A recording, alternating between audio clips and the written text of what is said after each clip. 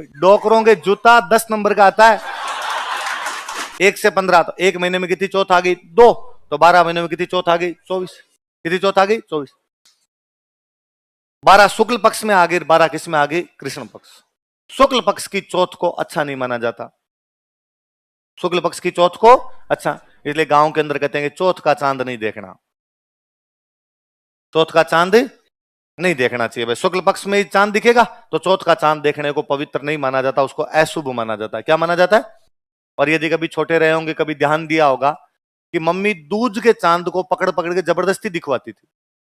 दूज, एक कम और क्या आ गया? दूज। तो दूज वाले दिन मेरे को याद है कि घर वाले पकड़ते और पकड़ के ले दूज का चांद देख, और दूज का चांद दिखाते। और चांद क्या दिखाते? कविताएं बुलवाते, कई आंखें बंद करके कविताएं और बोलते, चांद मामा घाबा दे, नया नया घाबा दे। घाबे जानते हो? घाबे, घाबे क्या होते हैं? तो चांद से क्या मांगते थे? कपड़े, क्योंकि चांद क्या है? मामा। और पहले कपड़े मामा जी करवाते थे। पहले कपड़े कौन करवाते थे? केवल मामा जी कपड़े ला के दिया करते। कपड़े लाने की गारंटी पापा की नहीं थी।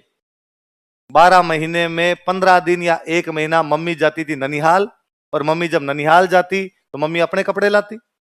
मामा जी 5-7 मम्मी को कपड़े करवा के देते, सूट करवा के देते, दोनों भाइयों के करवा के देते, और पापा के भी वही बेचते थे। पापा खुद के कपड़े भी लाते नहीं थे। पापा के कपड़े भी कौन भेजा करते थे? नहीं। और फिर वो समाजवाद का दौर था।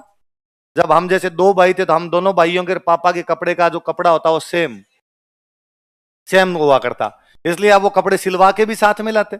सिलवा के साथ में लाते तो हम दोनों भाइयों को मम्मी पहनाती भी एक ही दिन। अब दोनों साथ में पहन के सेम कपड़े जाते। जो गांव में मिलता वो बता, नन्नर जाके आएंगे, ननिहाल जाके आया था कि हाँ तुम्हें कैसे पता चला कि कपड़ा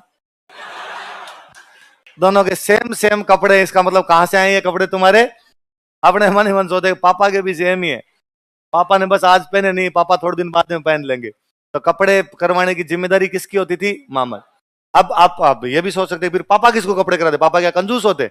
अपने भी तो बुआ होती, अपने भी तो बुआ घर आएगी, तो बुआ के बच्चों के अपने पापा करवा के देंगे। तो ये चक्कर चलता ही रहता था इस प्रकार का।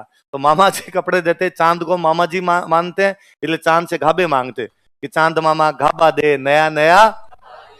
तो दूज वाले चांद को ऐसी कई कविताएं बोलनी पड़ती थी। अब आती चौथ, दूज आ गई, तीज, तीज के बाद क्या आ गई? चौथ। चौथ वाले दिन मम्मी सुबह सुबह कहती, छोरों आज चांद मत देख लेना रे, और आज यदि किसी ने चांद देख लिया तो चोरी का आरोप लगेगा। किसका आरोप लगेगा? कि पास वाले आंटी जी है ना, ये आगे कह देंगे कि हमारे घर से चप्पलें चुरा के ले आया, या हमारे घर से ये कोई चीज चुरा के ले गया, इसलिए आज चांद नहीं देखोगे।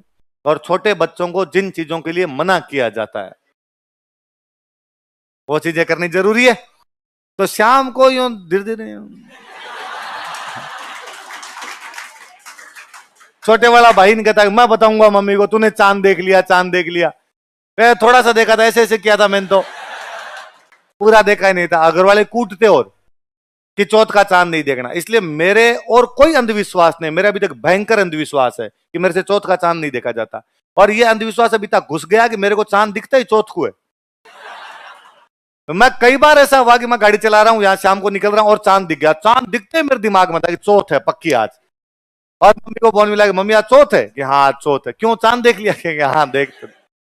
तो अभी तक ही दिमाग के अंदर नहीं भाई, चौथ का चांद देखना क्या होता है? अशुभ। अब 24 चौथ होती है, तो इसमें से 12 चौथ तो निकल गई। उन 12 चौथ का चांद तो आप देख नहीं सकते। अब पीछे कितनी बची? 12। भाई कृष्ण पक्ष वाली 12 बच गई। कृष्ण पक्ष वाली 12 चौथ होती है। घर में महिलाएं जो होती है 12 की 12 चौथ की पूजा करती है।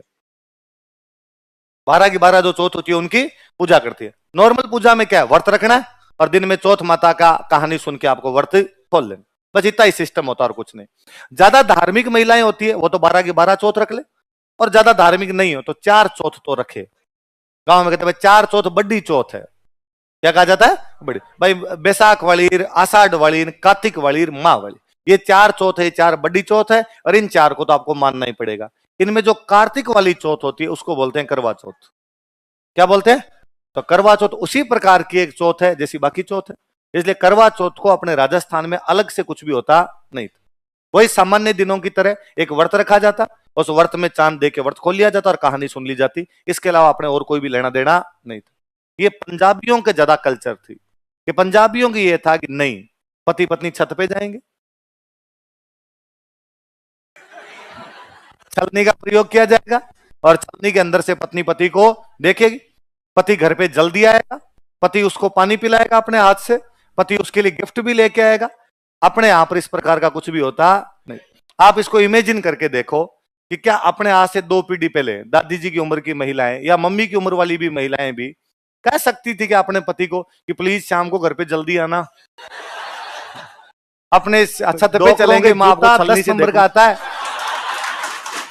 मतलब यूं घर की बीननी छत पे घूमे, गांव में 10 बातें नहीं बन जाए कि मतलब यूं बीननी कपड़े उतारने छत पे चली जाए तो पड़ोसी बात करते, आंख बीननी छत पर है उसमें लोग बात कर ले तो आपको छलनी में से देखें। और अपने पहले भूमिये टाइप के लोग हुआ करते, वो कौन से तो हाथ से पानी पिला दे, ये चीजें अपने होती नहीं थी। तो अपने तो लुगाइयां आदमियों कहती थी कि डाकी तू बाहर रख,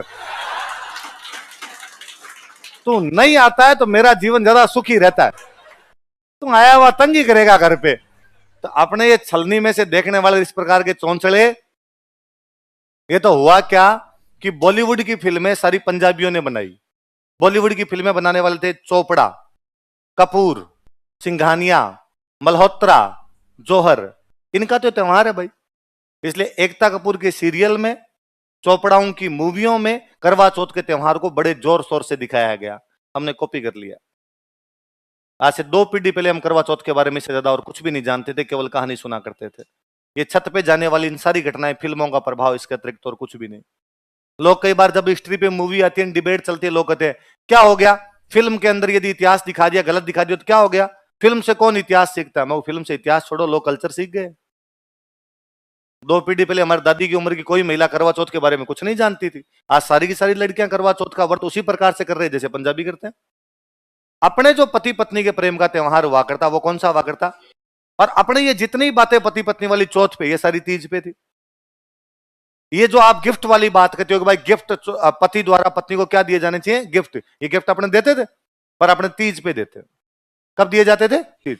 अब और सुनिए, अपने आप ही ये माना जाता कि सगाई भी अपने आप में शादी होती है, आधा विवाह होता है।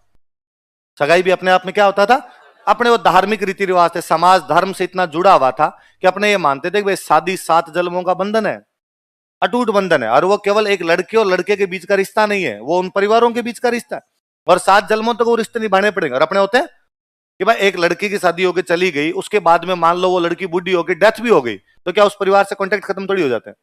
अभी तक भी भाती आयर, बड़ भाती आयर, बड़ भाती के बड़ भाती आयर, भगवान जाने ब्याह में कौन कौन आए हुए रहते हैं। आपकी शादी आपके दादी जी के भाई आए हुए बैठे गिफ्ट लेके, वो किस लिए आए, बड़ भाती है, और नानी जी के पक्ष वाले आए हुए, इसका मतलब चल तो रहा है ना।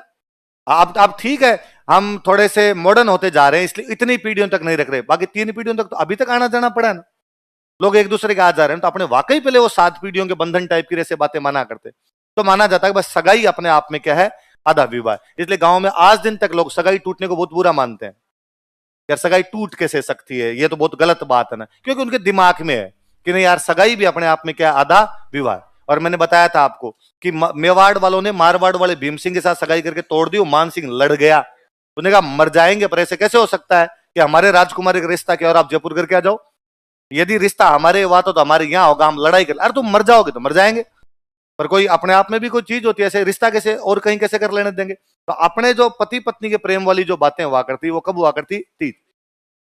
अब तीज पे गिफ्ट देने, तो इसलिए लड़की की सगाई हो गई, अभी तक उसकी शादी नहीं हुई, तीज आई तो भी उस तीज पे गिफ्ट आते हैं। अपने आज भी बोलते हैं सिंजारा, क्या बोलते हैं, फिर वही बात, अपने ये मानते हैं कि रिश्ता लड़की और लड़के के बीच का नहीं है, ये जो रिश्ता है ये परिवारों के बीच का रिश्ता है। इसलिए अपने कभी नहीं कहते कि पति ने गिफ्ट भेजे, अपने कहते ससुराल से आए हैं। कहां से आए हैं, ससुराल। अब लड़की अपने पीहर के अंदर है तो उसके ससुराल से उसके लिए क्या आते हैं, गिफ्ट आते हैं। अब उसकी मान लो शादी हो गई, पहले वो कुंवारी थी तब भी उसके लिए सिंजारा आया, अब उसकी हो गई शादी। शादी होने के बाद अपने वालों ने फिर एक नियम बनाया कि पहले सावन को लड़की अपने पीहर रहेगी, पहले सावन को लड़की अपने कहां रहेगी। लॉजिक था उनका कि आज तो क्या है, वातावरण बहुत खुलापन आ गया, पहले वास्तव में ससुराल ससुराल टाइप के ससुराल हुआ करते थे, आपको सारे दिन घूंघट रखना पड़ेगा, आप किसी से बोल नहीं सकते, पति दिन में तो घर में ही नहीं आ सकता, अब तो आप दिन में आप किससे बात करो किससे नहीं करो, सारा दिन घुटे घुटे घुटे घुटे से रहते हो। पति से भी कोई ज्यादा बातचीत होती नहीं थी, वो बहुत उस टाइप का वातावरण था। तो क्या किया जाए, तो कहा गया यार 12 महीने में से 1 महीना तो ऐसा कहा जाए कि लड़की अपने पीहर चली जाए, खुली जिए तो सही, सांस तो ले ढंग से। वरना सुबह 4 बजे लगाते हो घट्टी पीसने, दोगरिया सुबह 4 बजे चक्की पीसने लगा दिया करती थी कि सुबह 4 बजे चक्की पीसो, रात को 12 बजे तक आप कोल्लू के बेल की तरह जुटे हुए, वो काम हुआ करता। घूंघट के अंदर सारे काम करना, ये भयंकर गर्मी वाला माहौल हुआ करता। तो कहा भाई कम से कम 1 महीना ऐसा दिया जाए जिसमें लड़की पूरी अपने पीहर के अंदर रहे, ठीक रहे। नई नई बिननी के साथ इस प्रकार करते हो आप, 1 महीना छोड़ दो इसको, भाई पीहर चली जाए अपने। कौन सा महीना छोड़ा जाए, तो सावन में आती है रक्षाबंधन। सावन में क्या आती है, तो कहा भाई इस लड़की ने पूरी जिंदगी 16-17 साल जब तक ये अपने पीहर रही थी तब तक अपने भाई की राखी बांधी थी। इस बार ये सावन के अंदर यदि ससुराल में रहेगी तो भाई की कलाई सुनी रहेगी, इसलिए कम से कम ये किया जाए कि सावन में तो ये पूरी की पूरी कहां पर रहे, अपने पीहर। अब उन चीजों को अपने वैसे जोड़ा, यदि सावन में सास बहू एक साथ रहती है तो सास बीमार हो जाएगी। सास क्या हो जाएगी, बीमार। और हो तो यह भी सकता है कि सास मर जाए। तो सास ने खुद ने कहा कि बीननी थे सावन पीर जाओ, आप इधर मत रहना। सास को लगता है ये यहाँ रही तो अपने कुछ ना कुछ दिक्कत है, अपनी टांग वांग टूटेगी कुछ ना कुछ। अब सावन के अंदर लड़की को कहां भेज दिया, उसके पीहर। सावन में क्या आती है, तीज। तीज किसका त्योहार है, पति पत्नी का। वापस गिफ्ट भेजे जाते हैं। इसलिए गांव में बोलते हैं कि सिंजारे 2 आते हैं, कुंवारो सिंजारो और परिणेड़ो सिंजारो। शादी से पहले का सिंजारा और शादी के। तो ये सिंजारे अपने चौथ पे तो नहीं भेजते, सारे सिंजारे कब भेजे जा रहे हैं, तीज पे भेजे जा रहे हैं। इसका मतलब पति पत्नी के प्रेम का त्योहार कौन सा है, कौन सा है, तीज। मुझे एक घटना याद आती है, महाराणा राज सिंह थे। महाराणा राज सिंह की एक शादी की हुई थी जैसलमेर। कहां की हुई थी, जैसलमेर। वो रानी अपने पीहर गई हुई थी, कोई बाद के टाइम में अपने रानी अपने पीहर गई हुई थी। तो वो राणा राज सिंह से कह के गई कि तीज पे मेरे से मिलने के लिए जैसलमेर रहना। पति पत्नी के प्रेम का त्योहार कौन सा, तीज। तो तीज पे मेरे से मिलने के लिए कहा ना, जैसलमेर। राणा राज सिंह जब तीज पर जैसलमेर जा रहे थे, रास्ते में नदी आती है गोमती। कौन सी नदी आती है, और गोमती, सावन का महीना, बरसात पूरी हो रही, लबालब बहे गोमती, बाढ़ आ रखी गोमती में। और राणा जी कहा, राणा जी गोमती क्रॉस नहीं कर सकते, पानी उतरेगा नदी का तब गोमती क्रॉस होगी, उससे पहले तो गोमती क्रॉस है। तो राणा जी गोमती के पास में बैठना पड़ा, इतने में तीज निकल गई। तीज तक पानी कम हुआ नहीं, पानी कम हुआ नहीं, तो राणा जी क्रॉस कर नहीं पाए, क्रॉस नहीं कर पाए, तीज निकल गई। राणा जी को इतना गुस्सा आया, राणा जी ने कहा कि गोमती ने मेरे को मेरी रानी के पास जाने से बांध दिया, मैं गोमती को बांध दूंगा। इसलिए राजसमंद झील बनाई गई, गोमती का पानी रोका गया कि गोमती में बाढ़ आ ही नहीं सकती, ताकि कम से कम कोई पति तीज के दिन अपनी पत्नी के पास जाने से चुके। तो राजसमंद झील प्रेम की निशानी है भाई साहब, एक राजा ने इसलिए बना दी साहब, यहां पर इस प्रकार का नहीं होना चाहिए। अच्छा, पहले अपने खाने के दाने कम ही हुआ करते थे राजस्थान में, तो लोग सारे के सारे कमाने के लिए बाहर जाते। आप शादी से पहले तो हो सकता है गांव मेरे कमाने के लिए नहीं गए, शादी के बाद 1 जीव से 2 जीव हो गए। अब आपको लगा अब तो कमाना ही पड़ेगा, घर वालों ने भी कहा अब तो कमा के ला। तो पति ने अपनी पत्नी से कहा भाई मैं कमाने के लिए बाहर जा रहा हूं। अपने सारी कहानियां इस प्रकार की पुरानी मिलेगी कि जब पति ने पत्नी से कहा कि देख अब हम 2 हो गए, शादी हो गई, कमाना पड़ेगा वरना घर गृहस्थी कैसे चलेगी, और मैं कमाने के लिए बाहर जाता हूं। पत्नी ने वापस कहा कि तुम चले जाओगे, मेरा मन कैसे लगेगा यहाँ पर। पति ने उसे सांत्वना दी और कहा कि तुम चिंता मत करो, मैं तीज के दिन पक्का आ जाऊंगा। किस दिन पक्का आ जाऊंगा, मुझे एक सिंगल राजस्थान की पुरानी कहानी सुना दो, इसमें पति ने कहा चौथ के दिन वापस आऊंगा। सारी की सारी कहानियों में वापस कब आऊंगा, मैं तीज के दिन वापस आ जाऊंगा। और कहानियों का रोमांच वैसे है कि पत्नी ने वापस कहा कि यदि तुम तीज के दिन तक वापस नहीं आए तो मैं शाम तक सती हो जाऊंगी। मैं शाम तक, यदि तुमने अपने वचन ना निभाए, तुमने अपना प्रॉमिस नहीं निभाया, तो मैं शाम तक क्या हो जाऊंगी, सती। कहानियां ऐसी है कि वो बंदा काम करने के लिए किसी सेठ के पास गया, काम करने के लिए किसी राजा के पास गया, 7 समंदर पार गया। 7 समंदर, अपने लिए समंदर का मतलब नदी थी, क्योंकि अपने राजस्थान में नदी थी नहीं। 7 नदियां क्रॉस करके भी जाते तो क्या बोलते, 7 समंदर जाते मालवा। ये मध्य प्रदेश में मालवा पड़ा, यहां पड़ा। अब तो उसने जिस सेठ के जिस राजा की नौकरी करता था, बंदे ने एप्लीकेशन लिख के दी कि भाई साहब तीज आएगी, सावन वाली तीज को मेरे को छुट्टी चाहिए। सेठ खोड़ला था, राजा खोड़ला था, वो नहीं चाहता था अपने नौकरों को छुट्टी दे, और उसने छुट्टी देने से क्या कर दिया, मना। अब उस लड़के को लगे कि यार मैं नहीं गया तो मेरी पत्नी तो शाम तक क्या हो जाएगी, सती। उन कहानियों में फिर वैसे उनका क्लाइमेक्स वैसा होता है कि जब दूज के रात तक भी उसको छुट्टी ना मिली तो उसने नौकरी छोड़ दी। उसने राजा जी को कहा कि तुम्हारी नौकरी अपने पास रखो, और वो दूज की रात को या तीज को सुबह वहां से घोड़ा लेकर रवाना हुआ, 7 समंदरों को पार करता हुआ, उस लबालब पानी को लांघता हुआ शाम तक अपनी पत्नी के पास पहुंच जाता है, ताकि उसकी पत्नी क्या नहीं हो सके। ये सारी की सारी कहानियां तीज की है। मुझे सिंगल सिंगल कहीं पे किसी कहानी में किसी गीत के अंदर बताया जाए कि पति ने पत्नी को कहा कि मैं तुम्हारे कब घर आ जाऊंगा। नहीं, अपने पति पत्नी के प्रेम का जो त्योहार है वो कौन सा था? अपने यदि आजकल आप चौथ को ज्यादा मनाने लग गए, इसका एकमात्र कारण फिल्में है। मतलब फिल्मों का एक दूसरा बड़ा प्रभाव बताता हूं आपको। अपने राजस्थान में लड़कियां शादी के बाद सरनेम चेंज नहीं करती।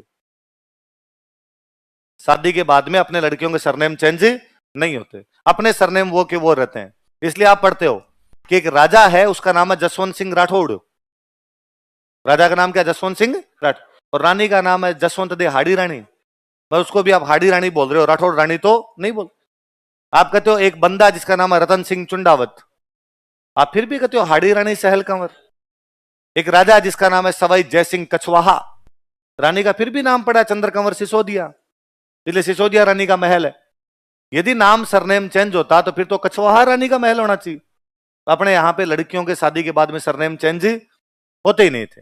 इसलिए दादी जी की उम्र की कोई महिला यदि घर के अंदर है तो उनको जाके पूछ लो कि आपका गोत्र बता दो, आपका सरनेम बता दो। वो आज भी अपने पीहर वाला बताएगी, आप वाला नहीं बताएगी। आप ज्यादा जिद करोगे नहीं नहीं ये है ना, तो डोकरी कह देगी कि वो थारो है, हमारा तो वही है, ये आपका है, हमारा तो। ये महाराष्ट्र का रिवाज है। महाराष्ट्र में शादी के बाद में लड़की को सरनेम नहीं नाम भी चेंज करना पड़ता है डॉक्यूमेंटली। वहां ऐसा हुआ करता था कि मान लो शादी से पहले लड़की का नाम है विद्या, तो शादी के बाद नाम भी चेंज कर। मान लो किसी का नाम विद्या हेगड़े था, महाराष्ट्र की लड़की है, उसका नाम विद्या हेगड़े है। अब उसकी शादी हो गई, शादी के बाद वो नाम चेंज कर रानी मंगेशकर करेगी। जिसमें भी शादी हुई तो पति का सरनेम लगाएगी, नाम भी चेंज करेगी। और डॉक्यूमेंट देने पड़ते थे कि नाम चेंज करके आज के बाद मुझे इस नाम से बुलाया जाए। बाद में धीरे धीरे कहा गया कि यार लड़कियां पढ़ने लिखने लग गई। जब पढ़ने लिखने लग गई तो जिस लड़की ने एमए तक डॉक्यूमेंट में नाम था विद्या, एमए के बाद में आप उसको घर पे कहते हो कि उसका नाम रानी है और डॉक्यूमेंट में रानी करवा दोगे, तो नौकरी में डॉक्यूमेंट लगाएगी कैसे? ये कहां कहां बताएगी कि मेरा सरनेम चेंज हो गया, वो नाम चेंज हो गया है। तो कहा गया कि चलो नाम चेंज मत करो, सरनेम चेंज करो। वहां कंपलसरी है, मैंडेटरी है।